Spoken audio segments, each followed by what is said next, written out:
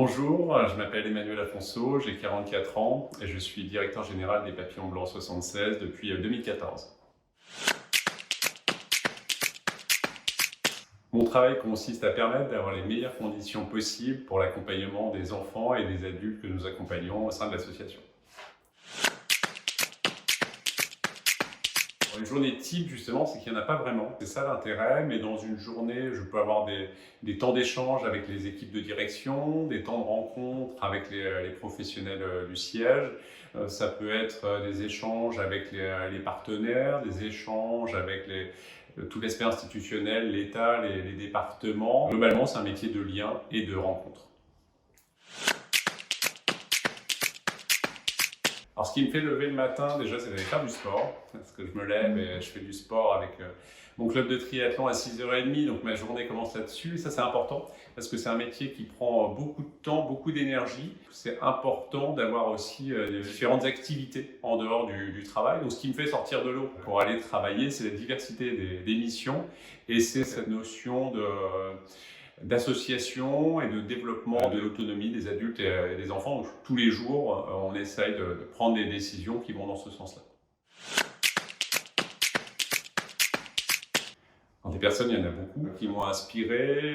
Plus petit, c'était Maradona. Pourquoi? Parce que c'était le meilleur footballeur, mais surtout c'était son attitude, c'est-à-dire qu'il arrivait sur le terrain et il donnait toujours 110% de ses capacités. Donc ça m'a toujours influencé. La musique peut aussi avoir une influence quasi quotidienne dans ma vie. Et puis, ça peut être également des livres. Le dernier, c'était le philosophe Charles Pépa sur son livre Les Rencontres. Et dans ce livre, il explique très bien, je trouve, et je fais le parallèle avec notre secteur, ce sont les rencontres qui nous nourrissent et qui nous font évoluer, et parfois qui nous changent. Il faut être endurant parfois à la pression.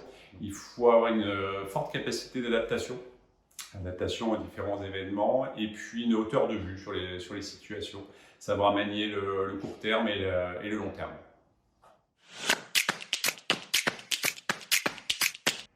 Les plus grosses difficultés dans ce secteur, ce sont de gérer les injonctions paradoxales, qui sont nombreuses.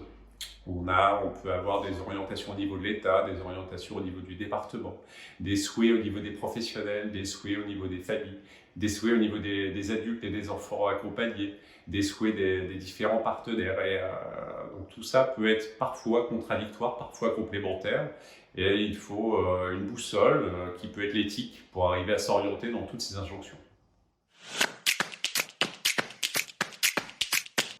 Ce dont je suis le plus fier, c'est actuellement, c'est cette gestion de crise par les équipes qui ont su s'adapter et qui, jour le jour, font preuve d'une grande adaptabilité. Fierté des adultes aussi, qui ont vraiment su s'adapter au jour le jour. Et c'est une action qui me rend très très fier depuis un an.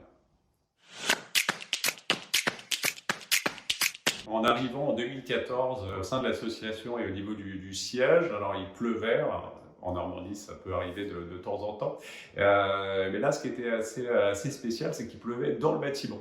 Il pleuvait dans le bâtiment, il y avait des seaux d'eau un peu partout. Et donc j'arrive et puis je vois les différents professionnels. Et donc là, je me suis posé la question, est-ce que j'arrivais dans une association qui prenait l'eau et en même temps, je me faisais la réflexion, finalement, les professionnels s'adaptent un peu à tout. Et venant de l'extérieur, en tout cas, je trouvais ça assez drôle.